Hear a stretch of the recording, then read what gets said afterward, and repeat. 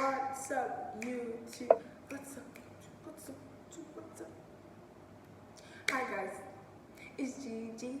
Welcome back to my channel, you guys. If you're new to my channel, please subscribe. Please, because I'm pretty, subscribe, like the video, comment, turn on your post notification, because you never know when that will help you.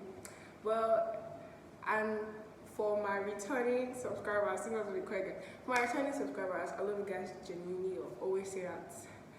Yeah, so you need to have watched my last video to understand this one, because this is like the part 2 story time. I don't know if you get me. Also, people felt like it was a clickbait, but it was not. What's the word? I did have surgery. Yeah, so this is basically a video talking about surgery dates, post-surgery, healing, my scar, like how am I doing. As you guys can see, I look pretty, so I'm doing good, but I still feel like there's something I just want to put out there, share with you guys, because a lot of people might be going through it and you don't know. So let's get into this video. Body really causing a disaster, girl. Come do make up a chain, a twist and turn. Feel like a toes one turn. Your body look precious like a diamond pearl. You are my girl. Okay, so I think where last I stopped was August 3rd, where I talked about when my mom said, get ready, go to hospital, we're about to go to hospital. And I was freaking out. I was like, what am I going to do? I'm so scared. Now I was not scared I was going to die. Now I was going to be dead as fine. I was just scared because it's something I've not been through before, obviously. So yeah, so I called babe and I was like, you're going to be fine, you're going to go through this, like you're going to be good. And I was waiting for my mom now, so I was always calling you like, we'll soon go, blah blah blah. Then we finally got to the hospital where I was going to do it. So yeah, got my file, you know what they get now, my file, checked my BP and everything. My BP was very high. I think it was 128 something. I've never had a high BP like that. So I was like, this thing is high, is it fair? So normally I used to feel like if you're checking your BP and you want it to be low, you just chill and like just don't worry. But I don't know that it was way deeper than that. So my blood pressure was really high, and they just they kept on checking my vitals, checking like regularly. They checked about 3 times, and then this doctor came to me and I was like, okay, so I'm the doctor that's going to give you drugs to sleep, like check on you. So he came with this file and he's asking me, do I smoke, do I take drugs, just filled out a whole bunch of information. Yeah. I was quite nervous. I was on the bed. My auntie was gisting me. She was just telling me that she used to work in this hospital before. So it was just like gisting me. So like time was going and everything. But this time, like when we were talking, I was taking water because before I had to do the scan again to go to the theater, you have to be pressed. So I was taking water and everything. We're just came check my vitals again. Then I finally went to do the scan, and then he measured, like the doctor that I know, he measured everything, ovary, womb, you know, the other stuff they just do. So he measured everything, and I knew that from then it was going to be time. So just something like I did by myself just to make like a boyfriend not nervous, like oh my god, how is she doing? So every single time I was there, I was texting him, like, okay, just check my vitals, okay, I'm waiting to drink water, okay, I haven't done the scan yet. Then when I finally did it, I was like, well, I think it's surgery time. But I think I waited for like an hour or so. I can't remember clearly, but I went to the theater, like I wish I could remember. It's like 3 weeks ago, but I think I went in around 1 or something. He was the last person I texted, and that was the last thing I did before they called me to go to the operation theater. So that time I already had like 2 drips on my hand and everything, cannula, yeah, whatever they call it. Then I went to the theater. I wore like Jarrow because they gave me this, you know, stuff, and I wore it. Mind you, I was on my period, so you were supposed to not wear anything and then wear, but I had to wear underwear because I was on my period. Then yeah, we got in and it was like, oh, I have to take, because it was something where like this, I had to like take it off but like still put on my body. Then like the way I laid down, oh my god. So it's like you know how Jesus was on the cross, but he was standing.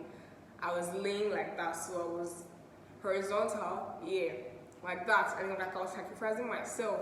Like I was so scared. I was freaking out. I was just tossing and turning. And I was like, why did you guys make me sleep? Like I just wanted to sleep like cold. Like you people are not supposed to do this to me. I thought like they will make you sleep before even entering there.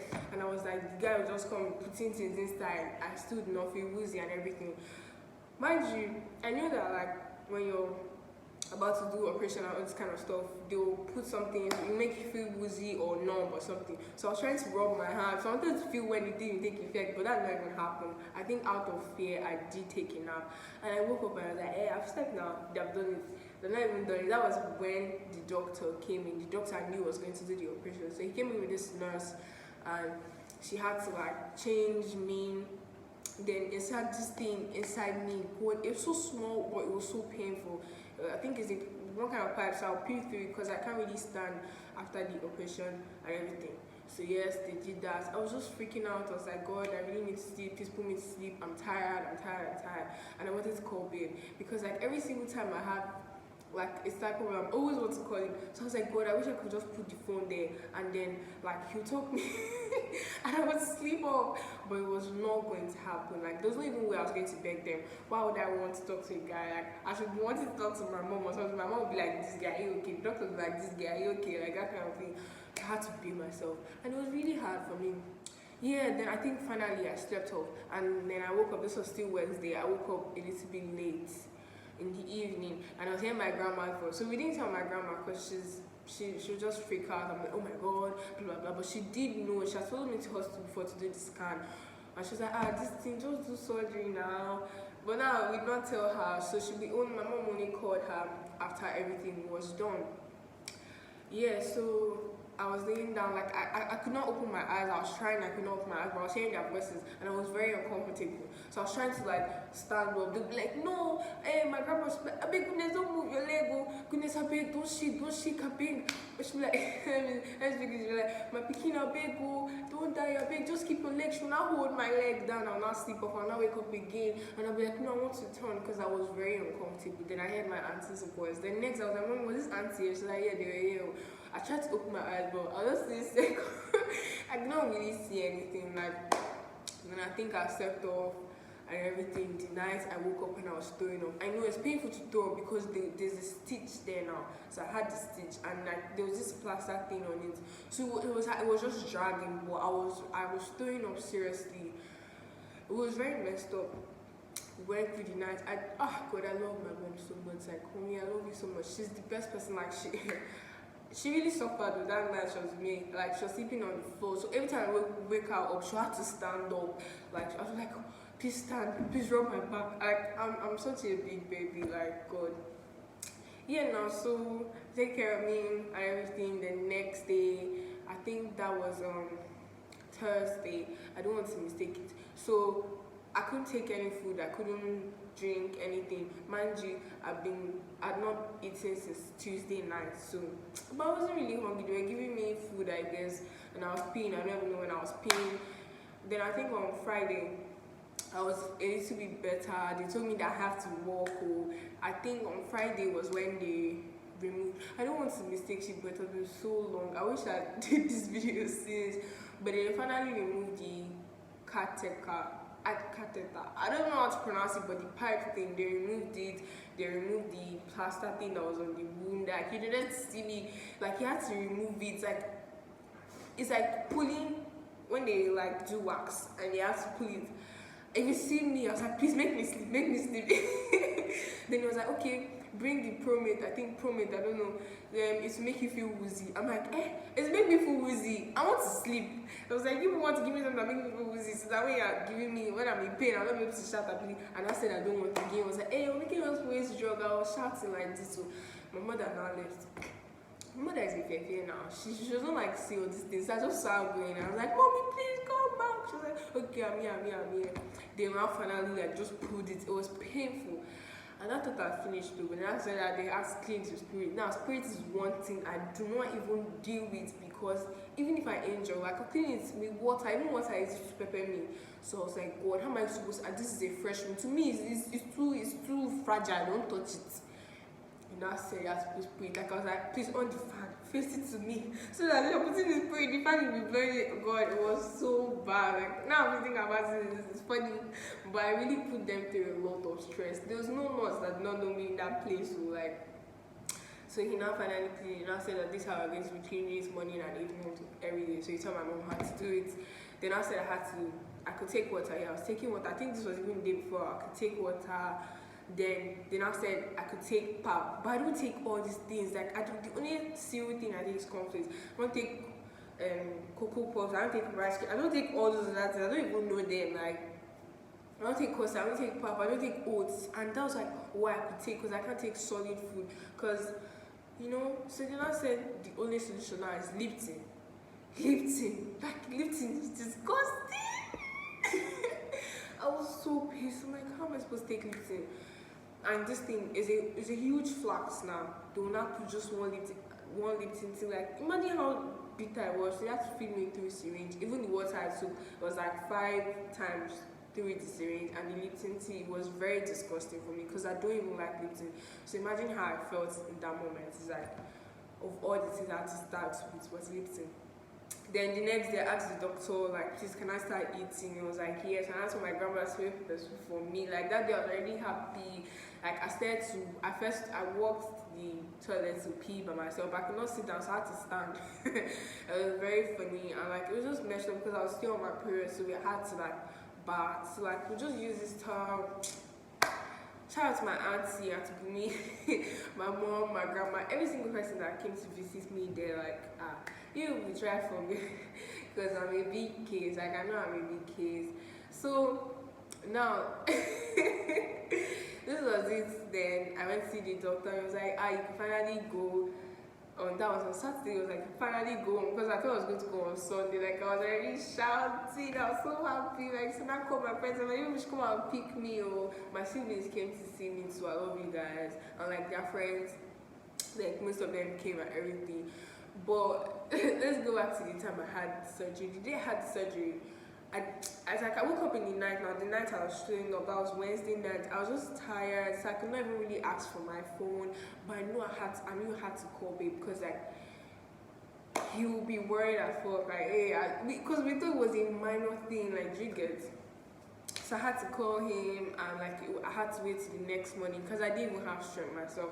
So I texted him. I called him the next morning. He was supposed to be sleeping because that was his night, but he was awake. Then I saw a bunch of texts. I'm like, wow. This one there freaking out. I feel so bad for him. Like, I'm even going to put on the screen. Like he told me when I called him, he was like, oh my god, I was so worried. Like, he called my sisters, because my sisters didn't know. Like, nobody really knew. I wasn't even sure I was going to have it. So it was like, he called my sister, text, because he didn't have a number. He said texting her on Instagram. They was like, please save my number and call me now. They was like, where's goodness? She's like, I don't know. He now had to explain to her everything. She now confirmed. Blah blah blah. So he was a bit better, but he was still worried. It was just funny what it was really funny what he did. I swear to God. Blah blah blah. We now talked. I'm like, I'm fine. I was talking to him. I showed him a picture of my stitch. I think the next day, because that was when they removed the stuff. And then like things I did not even know that was happening. My auntie was not just me. When I felt better, she was not just me. She was like, not necessarily. It's not even good. She was just telling me that I did enter the place, the operation, like, okay, so the doctors were coming in and out. I think that time I was taking it up. They were just coming in and out, so they'll be seeing them. Anytime they hear the theater door open, they'll go and check, what's going on? They'll go and check again. So there was a time they didn't even hear it again, and they were scared. And it was like, Jesus, what's going on? Like, they now waited. They came to call my mom, so they removed the cyst. They came to call my mom. For those of you that don't watch the other video, I did have an ovarian cyst. So they came to call my mom to come and see. My mom said no, that she's too scared, that she cannot come and see. So my dad came in. So he now saw it, blah blah blah. Yeah, it was like, okay. Then what she told me was that I had a 2-in-1 operation. So after removing the cyst, they did find an appendix. So they now told my parents that they have to remove it rather than for me to come back in years time and have to do surgery. So they removed the cyst and they removed the appendix. So it was like 2 in 1. So I guess that was why I was really exhausted. I don't even know. They just told me outside, like I wouldn't even have known, like, do you get?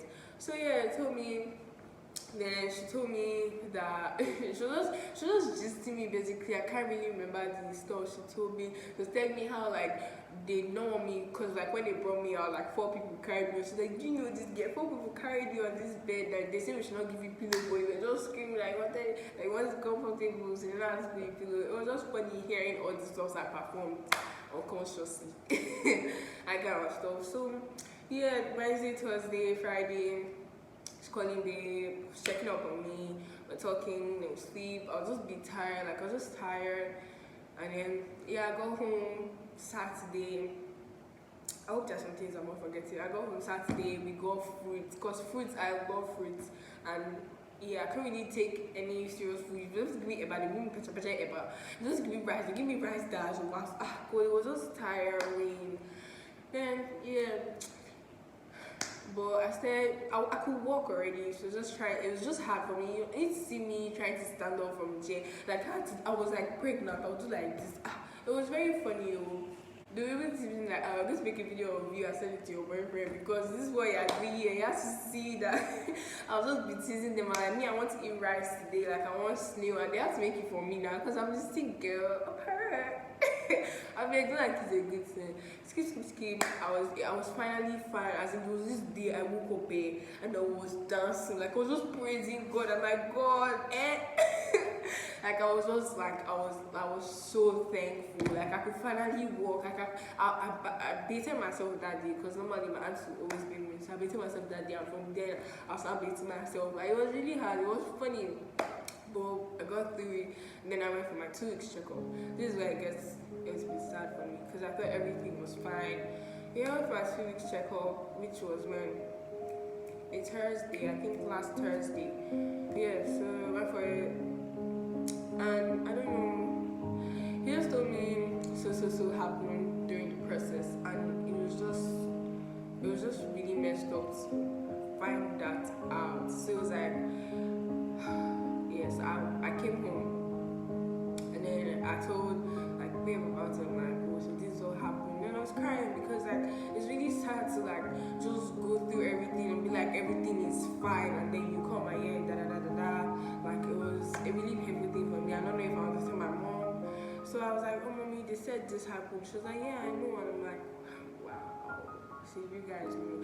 I don't know if like they just cared for me to say, oh, we don't want to tell you this like at that point. I don't know if it was a wise thing, but I did feel some type of way. Yeah, like the stuff really hit me hard. I was just down and everything. And yeah, I just be going through it like something I don't really want to think or talk about because I just get my feelings, and that's not even the energy I want to be on today. So skip. He also told me that I'm so lucky that it was cancerous. Yeah, so like the cyst I had, because they did a pathology test on it, so he told me to read it, and he was like, I'm so lucky that it was turning into cancer, and like God sent me to be there at that time because like they don't even know how it would have been bad, like it could have been bad. So yeah, I told God that I was going to make a video to just thank him for my life because I don't know how I got to the hospital that day to find out I had this. If I just ignored it, I don't know if I'll be here today. So like, I'm just grateful to God. This is basically my testimony. Brings me to the end of my video about my scar. My scar is really low, so I can't really show you guys, but it's pretty cute. That's pretty cute. So brings me to the end of the video. As I said, thanks for watching this video. If you like the video, please give it a thumbs up, comment, share, turn on notifications, do the regular stuff. I love you guys. See you in my next video.